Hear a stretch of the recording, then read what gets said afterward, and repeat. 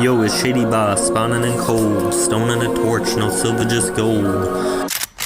Naked and broke, but I move with a plan, farming these nodes with a rock in my hand, chopping these trees like I'm setting a tone, building my base out of nothing but bone.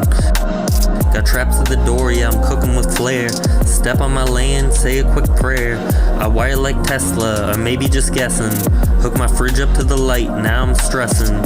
Solar on the roof, battery fried. Turret turned on and it cooked my hide.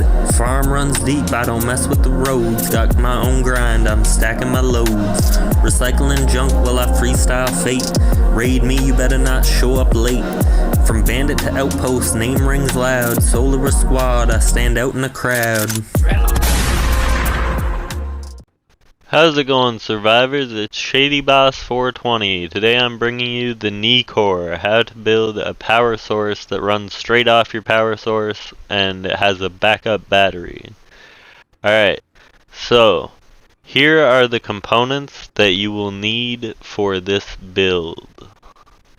Going into it here, we have the 2 electrical branches, 2 OR switches, 1 blocker, 1 memory cell, and 1 splitter. And you will also need some form of power source like a windmill or solar panels and a battery. Now place down your first electrical branch from your power source, connect that directly to that electrical branch.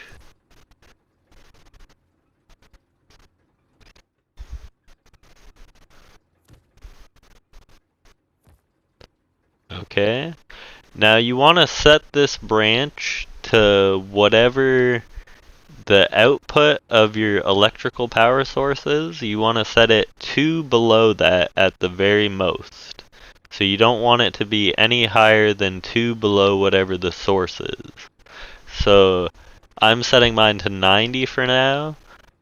Windmills do fluctuate and solar panels fluctuate at night, but this circuit works for that. So anyways, you want to set down your second branch, your memory cell, and you don't have to place them where I place them. I'm just trying to make it easy to observe what's going on. Your 2 OR switches, your splitter, and your blocker. Alright, and now you want to connect the branch out of your first branch to the power in of the memory cell. And then the inverted power output of the memory cell. Oh, here I'm going to change the color for you.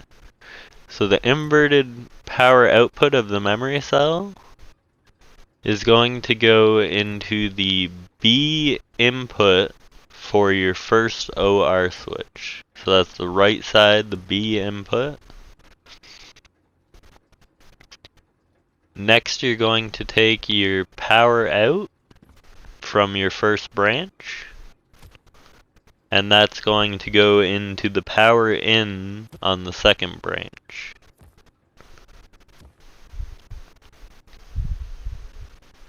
Okay, and then you want to set this branch to 4.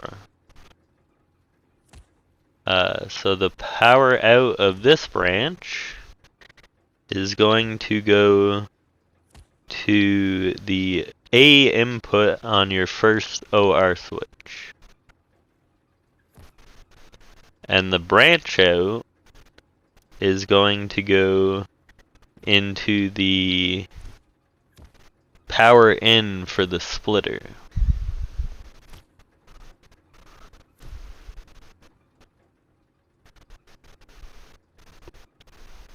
And like I said, you want to set the branch to 4.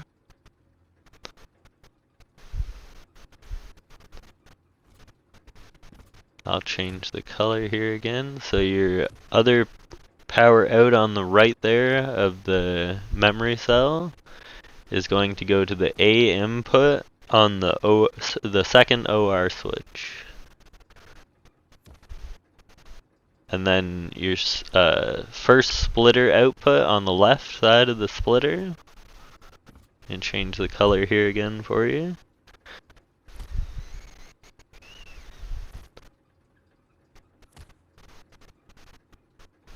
Now I do make a mistake here, I believe. I believe I put this in the reset. Yeah, I put it in the reset here. I'm about to fix that in a second here, because it actually goes into the inverted input. So here I'm going to fix it. The first branch of the splitter on the left side of the splitter goes into the inverted, or the set. The set, that's what it's called, the set. And then the second input on the splitter is going to go to the reset on the memory cell, which is that second one down. And then the third power out on the splitter is going to go to the block pass-through on the blocker.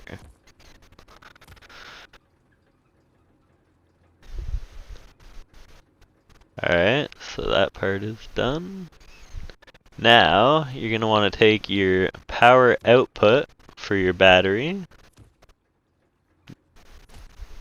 and you're going to want to hook it up to the blocker. So the power out of the battery goes to the power input of the blocker.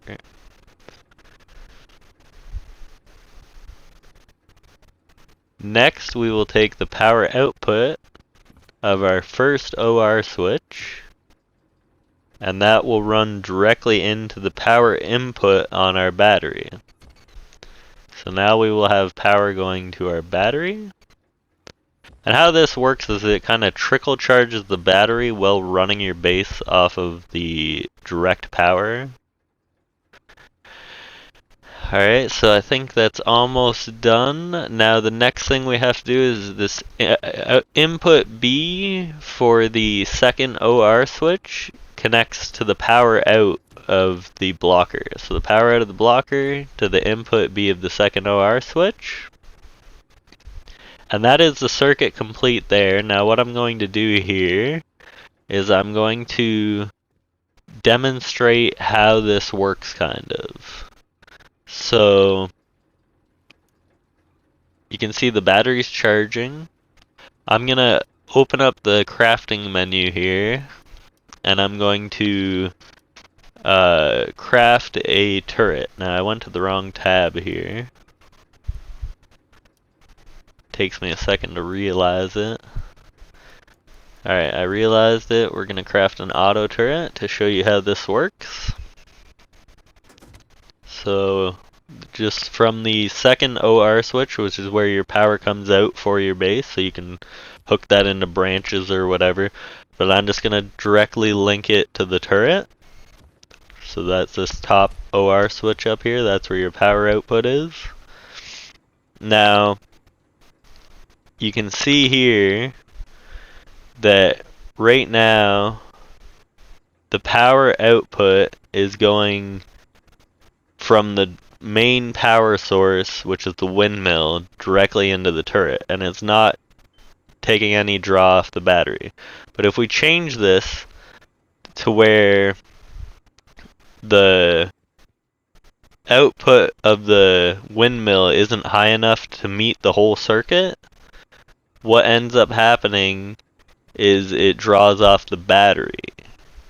But when you get above that threshold again, which is you have to be 2 below whatever your windmill or whatever is outputting, then it won't draw off the battery anymore. So you will have no active usage on your battery, and it'll be charging. And then when your power dips below, so like the wind fluctuates or whatever, then it'll switch over to your backup battery. Like and subscribe for more content. This has been ShadyBoss420. Peace out.